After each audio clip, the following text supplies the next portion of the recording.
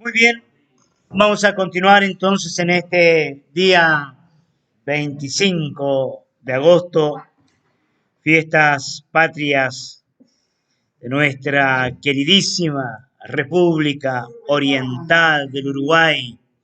Y me imagino que están todos los ánimos, todas las ganas, pero los uruguayos acá nos van a... vamos, Uruguay nomás. Ok.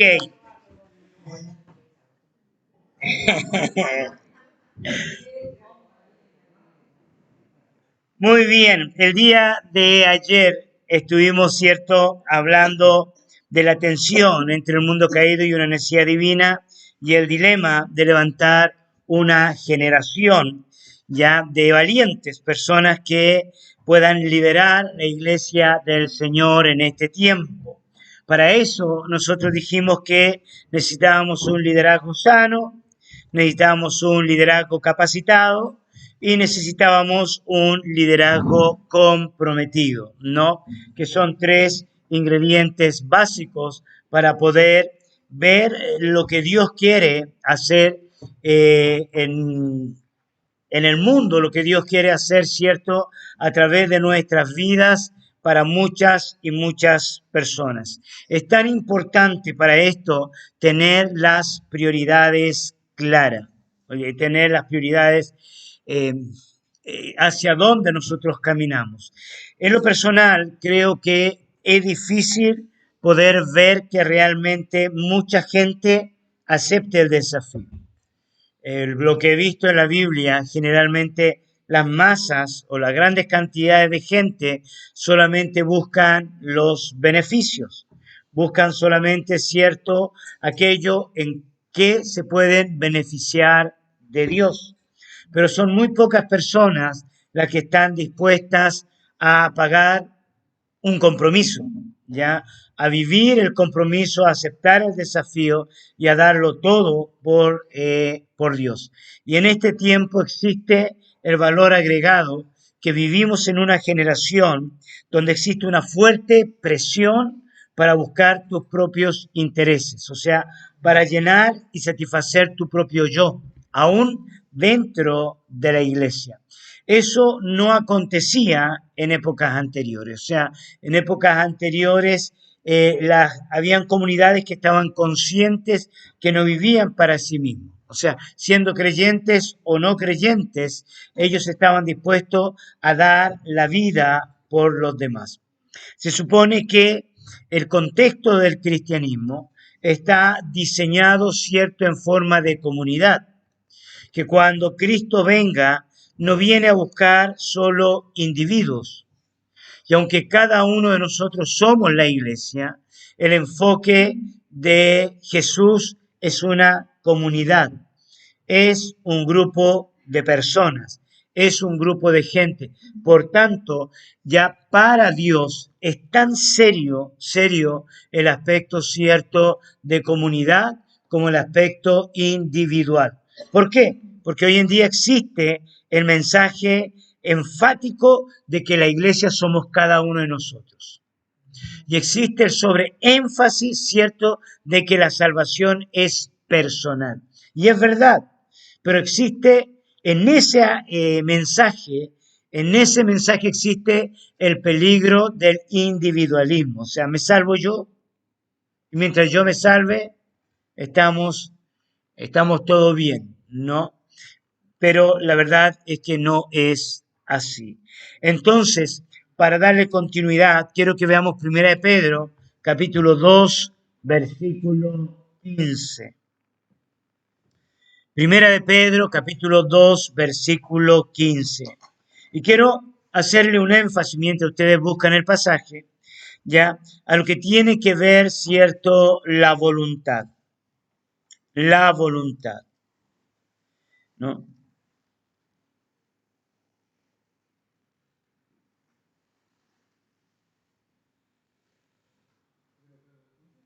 Primera de Pedro, capítulo 2, versículo 15.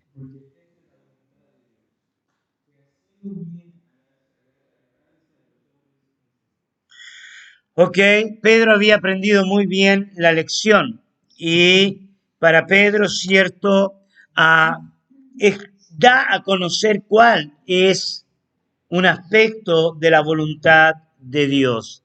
Y un aspecto de la voluntad de Dios, cierto, es que nosotros hagamos el bien.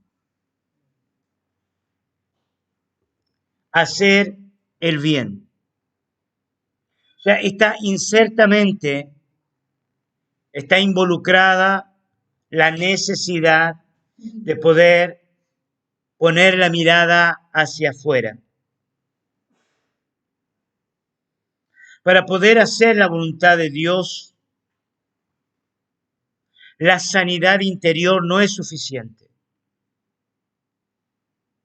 Y un gran riesgo del sobreénfasis de la sanidad interior es poner la mirada hacia adentro. Vivimos en un mundo donde la gente está muy preocupada en lo que piensa, en lo que siente, en lo que oye, está muy preocupada en lo que ve.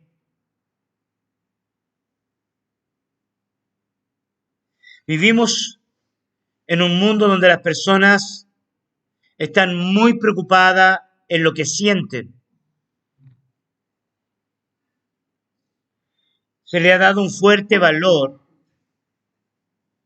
al campo del mundo interior.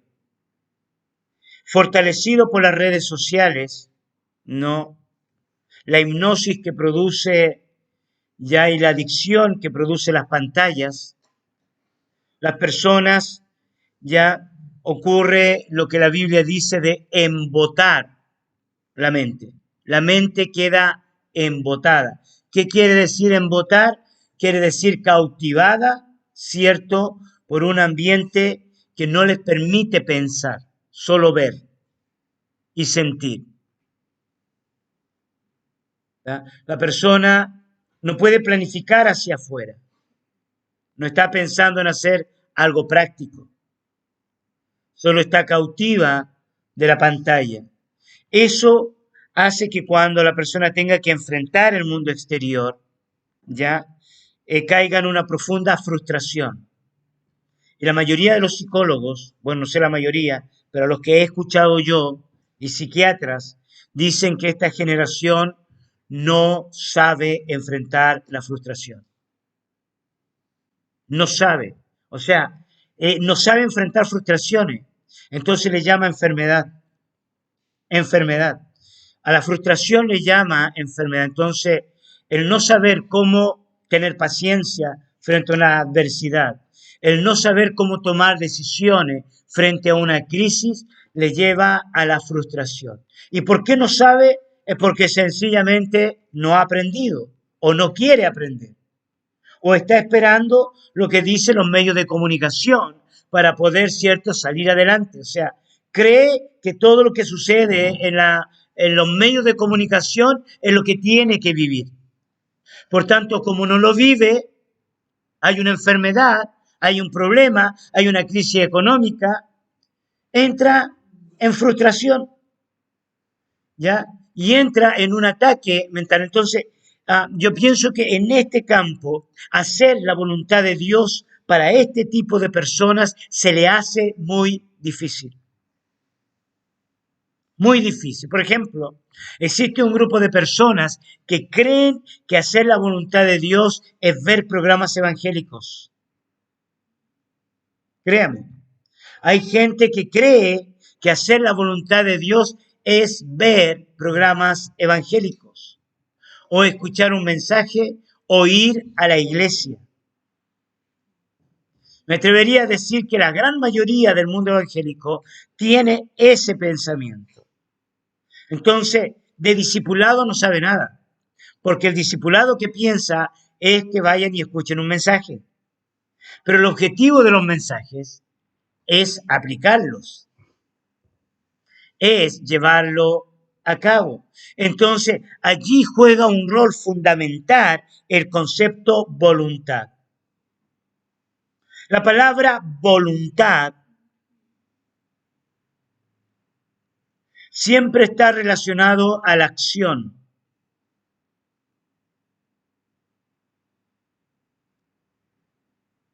Es una decisión interna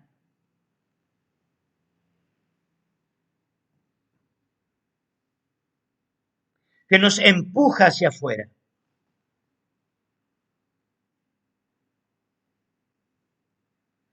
Es una decisión interna que nos empuja hacia afuera. No es emoción, no es sentimiento.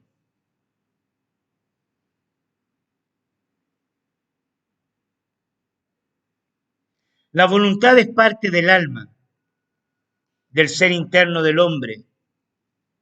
Compone lo que le llamamos corazón. Por tanto, la voluntad es alimentada por creencias.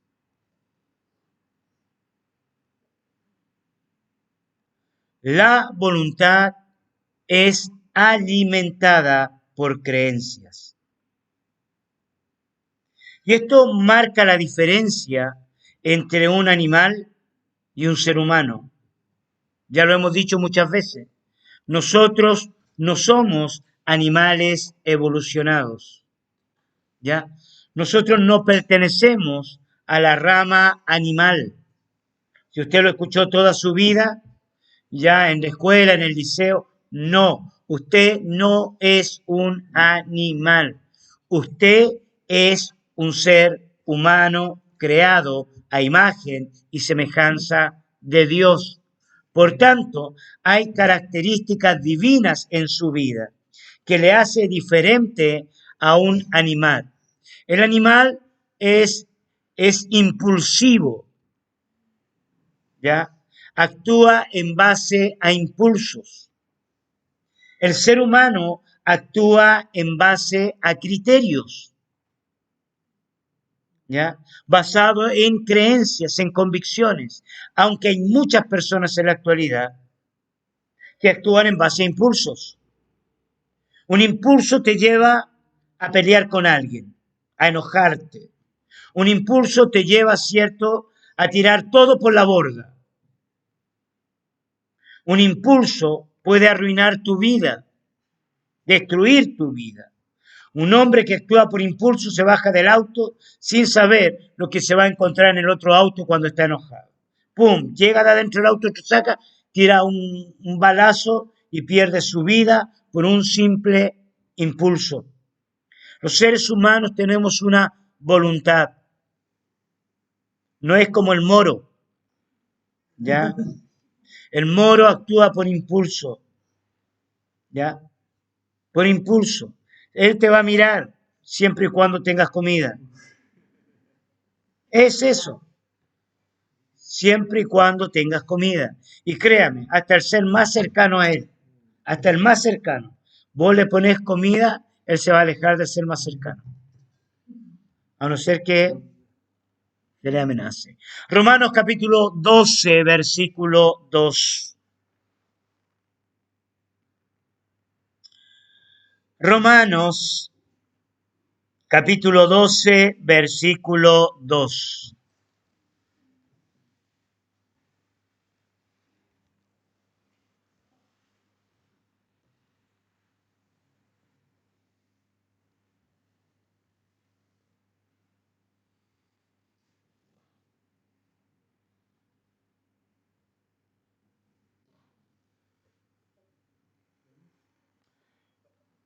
Lea, hay alguien de allá, ahí va a leer.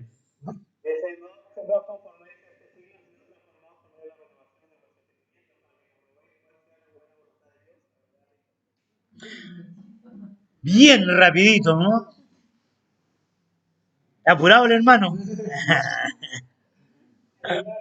Eh,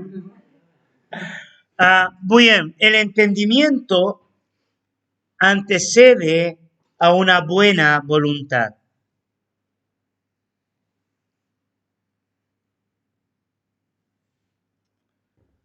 El entendimiento antecede a una buena voluntad.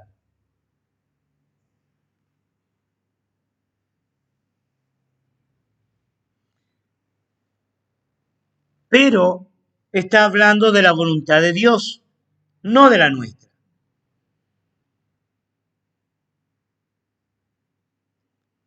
Y aquí es donde está la diferencia. Porque hay personas que quieren actuar, quieren entender cosas antes, cierto, de obedecer. Y las personas ya que quieren entender cosas, primero necesitan conocer cosas. Sin discipulado no hay entendimiento. Y el discipulado conduce a la obediencia.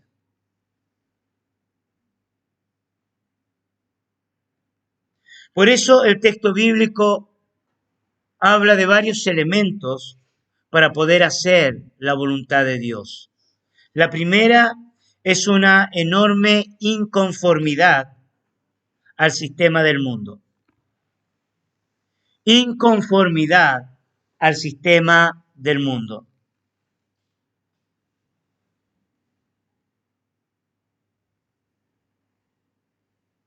¿En qué consiste el no conformarse? El no aceptar como verdad todo lo que te enseñan en este mundo. No conformarse a este mundo es no aceptar como verdad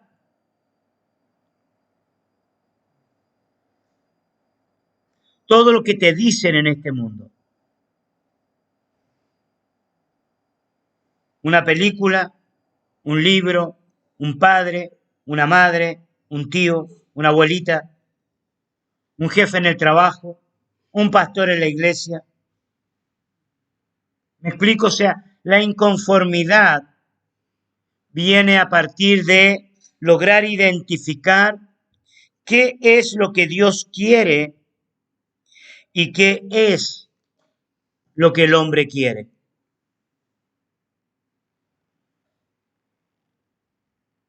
Esta inconformidad produce transformación.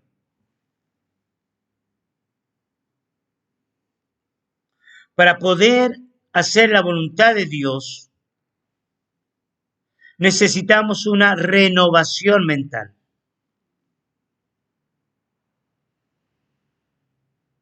Constante, continua.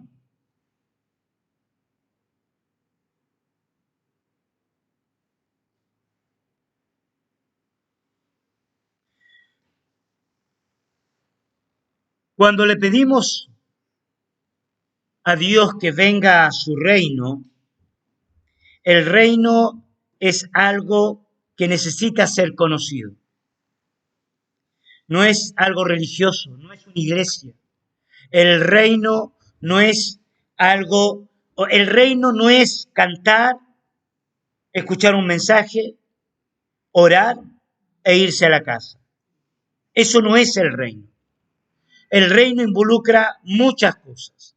El reino involucra conocer a Dios. Pero ¿qué es conocer a Dios? Conocer a Dios es conocer también su creación, lo que Él hizo, lo que Él hace, cómo nos hizo, para qué nos hizo, por qué existo. Nuestra confianza tiene que estar en Dios, que es conocible y que Él quiere dar a conocer todas las cosas que Él hizo. Hacer la voluntad de Dios ya nos lleva a nosotros a quebrar ciertos paradigmas, ciertos sistemas de creencias que no tienen absolutamente nada que ver, por ejemplo, con la vida religiosa. Dice el texto bíblico que su voluntad es agradable y es perfecta. Eso quiere decir que cuando nosotros tenemos una convicción seria de que lo que Dios quiere es la verdad, nosotros tenemos como consecuencia, ¿cierto?, la perfecta y agradable accionar de Dios. Eso no tiene que ver con circunstancias. Eso no tiene que ver con tu propia vida. Tiene que ver con la vida de Dios, con el universo de Dios. Por ejemplo, si hablamos de reino, y cuando enseñamos guerra espiritual, yo le digo a los estudiantes de la EDE, para que haya un reino, ¿qué tiene que haber? Y me mencionan varias cosas. Y de pronto uno me dice, ejército. ¡Wow! Ejército, ¿no? Ya, el ejército. Si el reino de Dios tiene un ejército, ya, cuando un ejército va a la guerra, ¿qué posibilidades tiene en la guerra? ¿Qué factores pueden suceder en una guerra? Que lo maten, que quede herido. Por eso la sanidad interior tiene un límite, tiene un tope. ¿Cómo así? O sea, ¿qué cristianismo aprendemos nosotros? Porque su nombre de guerra es Jehová. Él es varón de guerra, ¿no? Y los profetas, cierto post-exílico, le dieron un nuevo nombre a Dios y le llamaron Jehová, Dios de los ejércitos. ¿Y quién es el ejército? Nosotros, ¿ya? Entonces, los que, los que saludaban al emperador, ya, cierto, los que salían al circo, ¿no?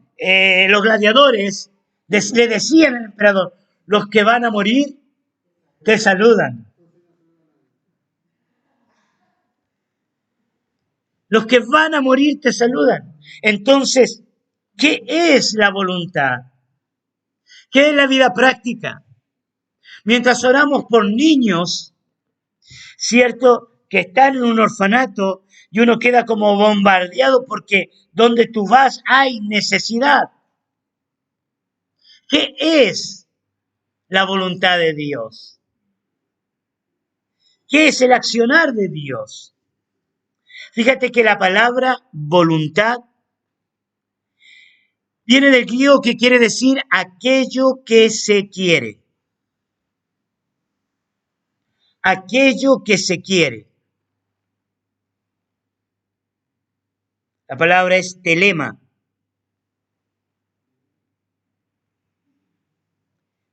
Telema.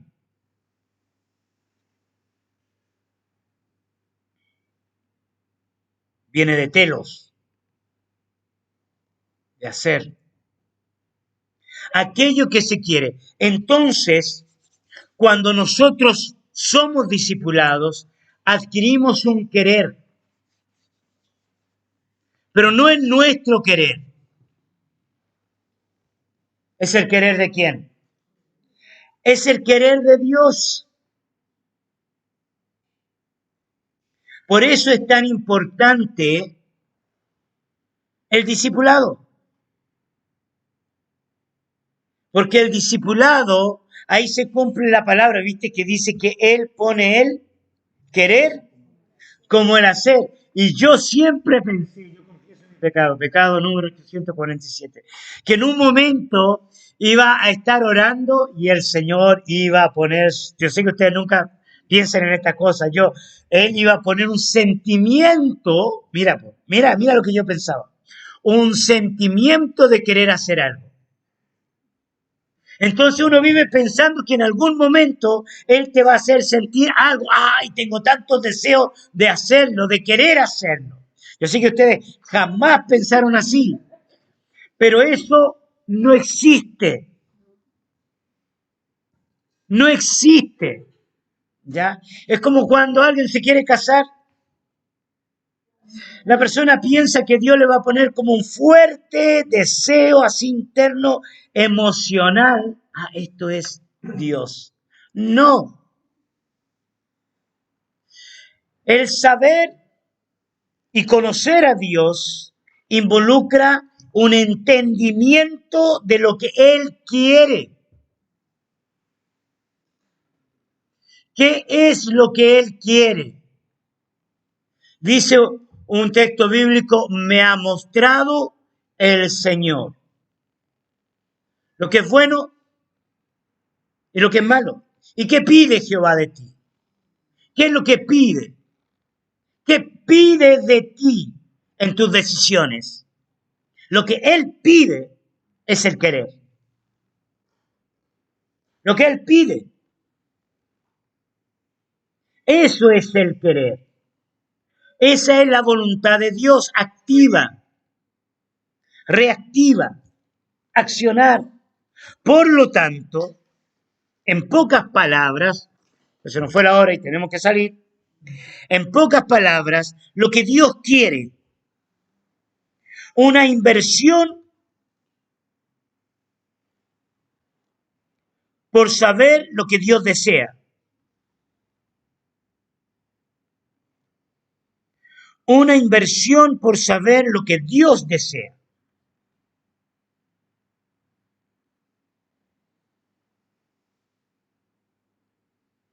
Y nuestra labor para haber cumplido lo que Él quiere. En pocas palabras, lo que Dios quiere, o sea, una inversión por saber lo que Dios desea. Invertir tiempo, invertir oraciones, invertir lectura, invertir discipulado, invertir formación. Cada día, ayuno para saber lo que Dios desea. Conocimiento bíblico, saber cómo actuaron los antepasados haciendo la voluntad de Dios. Y finalmente, nuestra labor para haber cumplido lo que Dios quiere. Por eso dice que nosotros tenemos el testimonio de personas que haciendo la voluntad de Dios ya vieron su gloria. ¿Me explico? O sea, no es hacer la voluntad de Dios, no es algo que pueda nacer de ti. Recuerda que tu naturaleza es pecaminosa. ¿Está claro? O sea, hacer la voluntad de Dios no es algo que pueda nacer de ti. No va a nacer de ti. Si tú no buscas a Dios, tú vas a seguir haciendo tu voluntad. Si tú no tienes tiempo de oración, tiempo de querer agradar a Dios y buscar tenerlo a Él como el Señor de tus ideas, siempre vas a hacer tu voluntad. Vas a hacer lo que tú quieres. Tienes que invertir tiempo. Tienes que invertir tiempo. O sea, si te casás, ¿cuál es la voluntad de Dios? ¿Separarte? No. Aplicar los principios. Amar incondicionalmente. ¿Me explico? No tiene nada que ver con lo que sientes o las circunstancias. Por eso para Pablo era tan fácil aconsejar ya el que se case no se separe. Y uno se pone a pensar en la actitud, en la situación, en los eventos. Cuéntame cómo es la relación, cómo te trata tu marido, ¿no? Porque hay una conmovisión de querer agradar a Dios. Y no solo de buscar nuestro propio beneficio personal. Y es el gran miedo que la gente tiene. La gente tiene terror. Tenemos, me incluyo. Tenemos terror a entregarnos en voluntad entera al Creador. Terror. Bueno, paramos por acá. Y damos gracias al Señor. Democracia. Una buena democracia. Padre, queremos darte muchas gracias por tu fidelidad. Qué bueno. Dice que es buena voluntad de Dios, agradable y perfecta. Señor, vivimos para ti, en ti, por medio de ti, para ti, Señor. Es lo que cantamos, pero sé que no es suficiente con cantarlo. Señor, queremos ver tu gloria. Señor, queremos amarte en forma práctica. Señor, Pedro decía que haciendo el bien, hagáis callar la ignorancia. de la gente. Señor, el hacer, el proyectar una fe basada en algo práctico. Señor, danos ese input, Espíritu Santo de Dios, en todas las áreas, absolutamente en todas. Señor, te agradecemos en este día, en el nombre de Jesús. Amén y amén.